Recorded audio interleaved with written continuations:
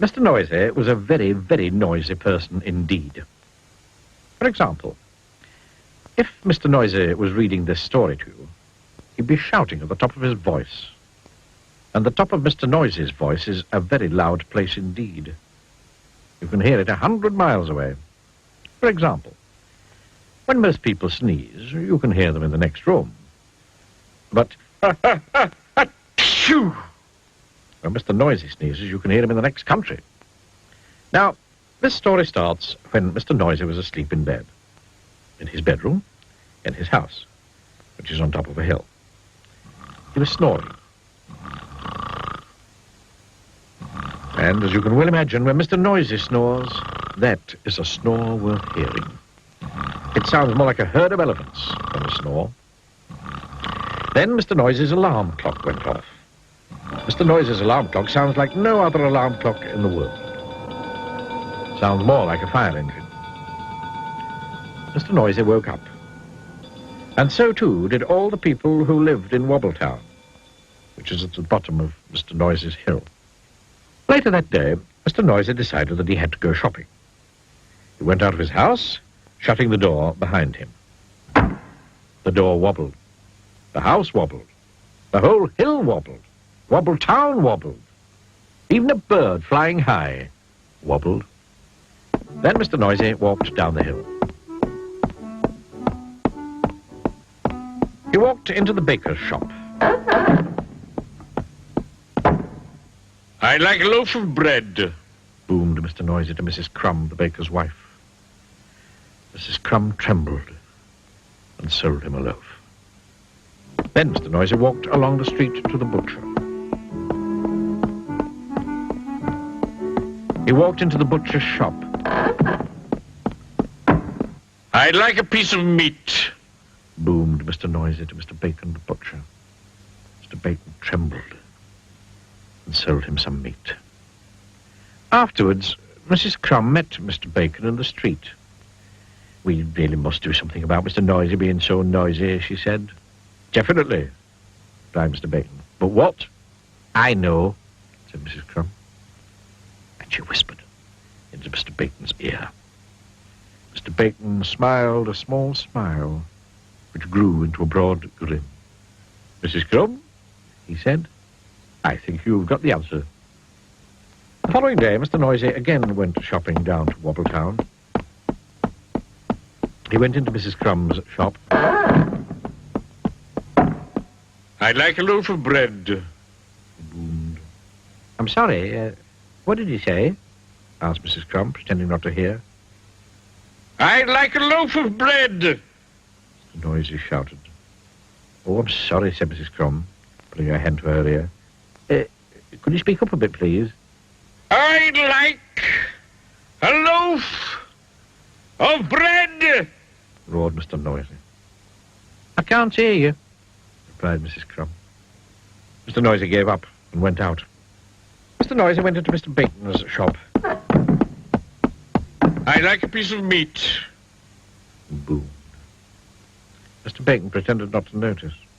I'd like a piece of meat, Mr. Noisy shouted. "Did you say something?" asked Mr. Bacon. I said I'd like a piece of meat, roared Mr. Noisy. "Beg your pardon," said Mr. Bacon. Mr. Noisy gave up and went out and went home and went to bed. Hungry. The day after, Mr. Noisy tried again. He went into Mrs. Crumb's shop. I'd like a loaf of bread, Boom. "A what?" asked Mrs. Crumb. Mr. Noisy started shouting at the very top of his voice. a loaf of... Then he stopped. Then he thought. And then he said quietly, "I'd like a loaf of bread, please, Mrs. Crumb." Mrs. Crumb smiled. "Certainly," she said. Then Mr. Noisy went into Mr. Bacon's shop. I'd like a piece of meat, He boomed. "Did you say something?" asked Mr. Bacon. Yes, I did. Shouted Mr. Noisy at the very, very top of his voice. like a... Then he stopped. And then he thought. And then he said quietly, "I'd like a piece of meat, please, Mr. Bacon." Mr. Bacon smiled. "My pleasure," he said. So, carrying his bread and meat, Mr. Noisy set off home up the hill. And then he stopped. Then he thought. And then do you know what he did? He tiptoed. A tiptoe was something that Mr. Noisy had never tried before. It was fun. And you know something? From then until now, Mr. Noisy isn't anything like as noisy as he used to be. And do you know something else? The people of Wobbletown are delighted. Especially Mrs. Crumb and Mr. Bacon. And do you know something else? Mr. Noisy has learned how to whisper.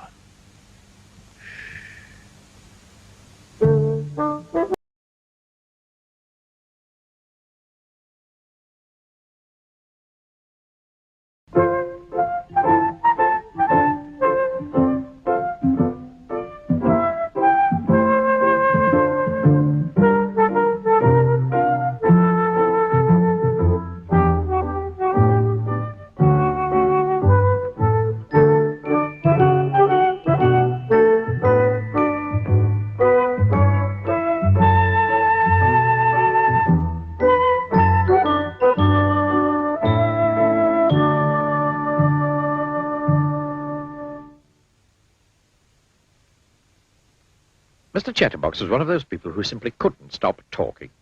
He used to talk to anybody and everybody about anything and everything, going on and on and on. And on and on and on. And on and on and on. And when he didn't have anybody else to talk to, he used to talk to himself. "Morning, Mr. Chatterbox," he used to say to himself. "Morning to you," he used to reply to himself. "Nice day, isn't it?" "Yes, it is for the time of the year." And so on, and so on, and on, and on. The other day, Monday, it was, or perhaps it was Tuesday. I don't know, and because it's Friday morning, don't you agree? Yes, of course you do. But that you said to me in the first place, didn't it? Yes, yes, I very much. This hat is really, certainly, the best hat I've ever seen in my life. And I must have seen some hats. And furthermore, however, it's not quite so good a morning, in my opinion, but I might be wrong, although I don't be often. He lived in a box-shaped house in a village. Chatterbox Cottage.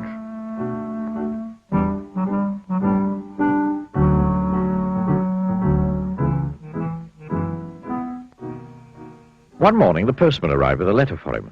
"Morning, Mr. Chatterbox," said the postman.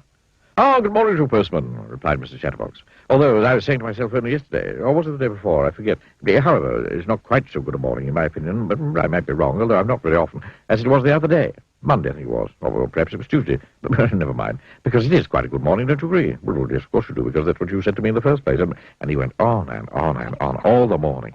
And the poor postman was late delivering all his letters. That afternoon, Mr. Chatterbox went into the hat shop in the village. "Hello, Mr. Bowler," he said to the man who owned the hat shop. "Do you think if it's possible that I could buy, if it's not too expensive, and I'm sure it won't be, a new hat? Because, would you believe it? Well, yes, of course you would. But anyway, as I was saying, my present hat, the one on my head, as you can see, is getting, how can I put it, a little too old. Because I've had it for, let me see now, must be, let's see, 10 years? No, I tell a lie, it can't be that long. Or can it? Well, yes, it could be. On the other hand, and he went on and on all the afternoon, half the night. Long after poor Mr. Bowler should have shut up shop and gone home. Eventually, when Mr. Bowler managed to get a word in edgeways, or was it sideways, he promised to order a new hat for Mr. Chatterbox.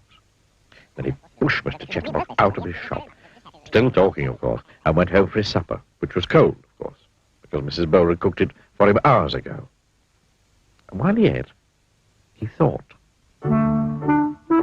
Exactly 1 week later, the new hat for Mr. Chatterbox arrived. The postman delivered it to Mr. Bowler's shop. "At last," said Mr. Bowler, heaving a sigh of relief. "I think this hat is going to be the answer to the problem of Mr. Chatterbox talking so much." "Oh, I wish it could be," said the postman. "How can it?" "Because," replied Mr. Bowler, "this hat is a magic hat." "Oh," replied the postman. who didn't quite understand.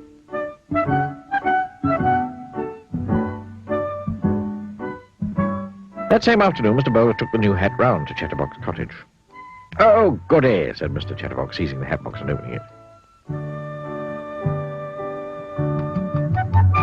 "It's my new hat, my lovely new hat. Oh, I couldn't wait for it to arrive. In fact, I got up early this morning because, aren't I silly? I just knew, I don't know how, but I really knew, that today would be the day. I don't know how I knew, but I knew.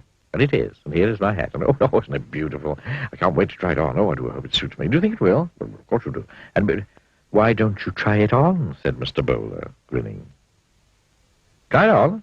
Oh, but yes, of course I must try it on. How silly of me to stand here chattering when I haven't even tried it on yet. Yes, I will, absolutely, definitely. Try it on straight away. But anyway, because, as I said, it's silly just to talk about trying it on, isn't it? And then not to try it on, isn't it? And so he took the hat out of the box and put it on.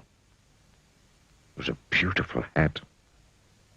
"I say," he said, "I must say, yes, I really must, that this hat is, it really is, to say the least, one of the best hats I've ever seen in my life. And in my life, I must say, I've seen some hats. Trilbys, bowlers, deerstalkers, velours, fedoras, homburgs, operas, toppers, straw cakes." But while he was talking, a funny thing was happening. The more words that came out of Mr. Chatterbox's mouth, the larger his hat became. The more Mr. Chatterbox talked, the more the hat grew and grew. Mr. Chatterbox kept on talking, and the hat kept on growing. "I can't see anything," he said. "One minute I was standing here looking at my new hat in the mirror, and now all of a sudden, without my warning, taking me all unawares, just like that, the hat grew down to his feet." And Mr. Chatterbox stopped talking. And as soon as he stopped talking, the hat grew smaller and smaller until it was the same size as when he'd first tried it on. Mr. Bowler was delighted. "My special magic hat really works," he chuckled. The following day, Mr. Chatterbox was out for a walk when he met the postman in the village. "Hello, postman," he said. "I said, do you like my new hat? Have you ever seen such a fine hat? I'm sure you never have. What a hat!" I wrote. But you know what was happening, don't you? The hat grew and grew and grew the more Mr. Chatterbox talked. "Oh, now I know what Mr. Bowler meant by a magic hat," chuckled the postman, and he went on his way, leaving poor Mr. Chatterbox speechless.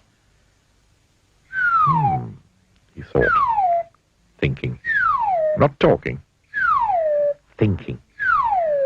And you know something? That hat taught Mr. Chatterbox his lesson.